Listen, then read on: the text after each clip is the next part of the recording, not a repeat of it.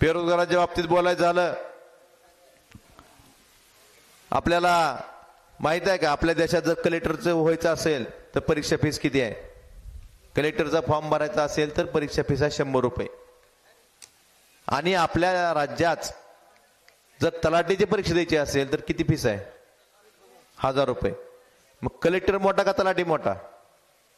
ह्यांच्या लेखी तलाठी मोठा. आम्ही ज्यावेळेस उपमुख्यमंत्र्यांना विचारला विधानसभेत किंवा 1000 फीस का केली, बेरोजगार तरुणांकडनं आधीच नोकऱ्या नाहीत आणि तुम्ही त्यांच्याकडनं 1000 रुपये का घेताय, तर मुख्यमंत्री म्हणले विद्यार्थ्यांमध्ये सिरियसनेस यावा म्हणून आम्ही 1000 रुपये फीस केली. विद्यार्थ्यांमध्ये सिरियसनेस काय असतो हे त्या 20 तारखेला तुम्हाला विद्यार्थी दाखवून देतील आणि 23 तारखेला निकालातून तुम्हाला कळेल. बरं, मला त्यांना विचारायचंय, मग 100 रुपये परीक्षा फीस भरून IASची परीक्षा देणारे विद्यार्थी हे सिरियस नसतात का? टाइमपास म्हणून परीक्षा देतात का? हे ह्याचाही आपण विचार केला पाहिजे.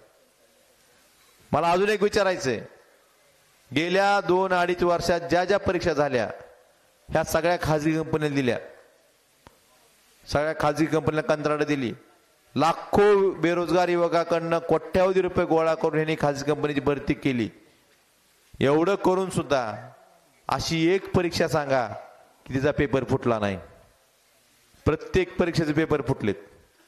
पोलीस भरतीचा फुटला, तलाठी भरतीचा फुटला, प्रत्येक परीक्षेचे पेपर फुटलेत.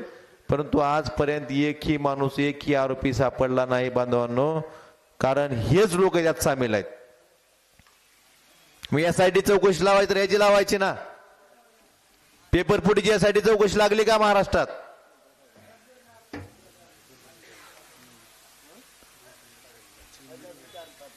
पेपर फुटीची यासाठी चौकशी लागली का महाराष्ट्रात?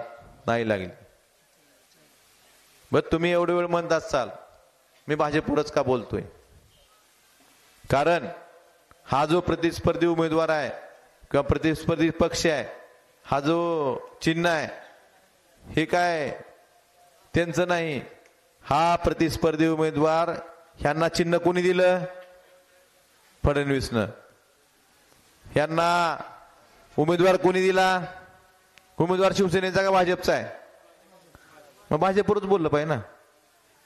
कमळावर फक्त मतदान पडत नाही म्हणून धनुष्यबाणावर दिलेला उमेदवार आहे, दुसरं काहीच नाही.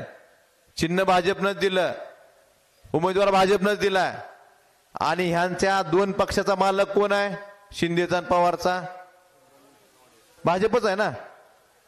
एक पिक्चर मध्ये मेन व्हिलन असतो आणि 2 साइड व्हिलन असतात, तसा प्रकार आहे. मग आपण मुख्य व्हिलनवरच बोललं पाहिजे ना. कारण ह्या माणसानं ह्या महाराष्ट्राची राजकीय संस्कृती नासून टाकली. महाराष्ट्राला वेगळा इतिहास होता.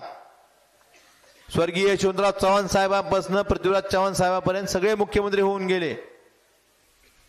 पण एवढा जाती जातीमध्ये भांडणं लावणारा, माणसं फोडणारा, घराघरात फूट पाडणारा, धर्माधर्मामध्ये भांडणं लावणारा, विरोधकावर आसुरी कारवाई करणारा असा मुख्यमंत्री महाराष्ट्राने याआधी कधी बघितला नाही. आणि शेतकऱ्यांसाठी प्रत्येक समाजासाठी हा माणूस, प्रत्येक समाजाला त्रास या माणसाकडनं झालेला आहे. आजपर्यंत मी तुम्हाला म्हणत होतो यासाठी चौकशीचं, पेपर फुटीवर यासाठी चौकशी लागली नाही. यासाठी चौकशी कशावर लागली? मराठा आंदोलनावर लागली. मग मराठा आंदोलन ज्या गोष्टीपासून पेटलं, त्या आंतरवली सराटीमध्ये जो लाठीचार्ज झालता तो कुणाच्या आदेशाने झाला ह्याच्यावर यासाठी चौकशी लागली का? लावायचं तिथे लावायची ना. आजपर्यंत उत्तर देऊ शकले नाहीत लाठीचार्ज कोणाच्या आदेशाने झालाय. मराठा आरक्षण असू द्या, मुस्लिम आरक्षण असू द्या किंवा धनगर समाजाचा ST आरक्षणाचा समावेशाचा विषय असू द्या, या तिन्ही बाबतीत मी विधानसभेत माझी भूमिका मांडलेली आहे. आणि इथून पुढेही हे तिन्ही आरक्षण मिळेपर्यंत माझी लढाई समाजासोबत रस्त्यावरील राहील आणि विधान भवनातही राहील, हे मी आपल्याला या प्रसंगी जाहीरपणे सांगतो. मला आपल्याला जात जाता एवढंच सांगायचंय, 1 मिनिट राहिलेला आहे. आपलं मशाल चिन्ह आहे. 2 नंबरला एकच मशीन आहे, 2 नंबरला बटन आहे आपण मशालीच्या चिन्हासमोरील बटन दाबून परत एकदा आपली सर्वांची सेवा करण्याची संधी द्याल हीच अपेक्षा करतो आणि माझ्या शब्दांना विराम देतो. धन्यवाद. जय हिंद, जय महाराष्ट्र. गल्ली ते दिल्लीतील राजकीय घडामोडी व बातम्या पाहण्यासाठी आजच आमच्या राजकीय कट्टा YouTube चॅनलला सबस्क्राईब करा, बेल आयकॉन प्रेस करा आणि फेसबुक पेज फॉलो आणि लाईक करा.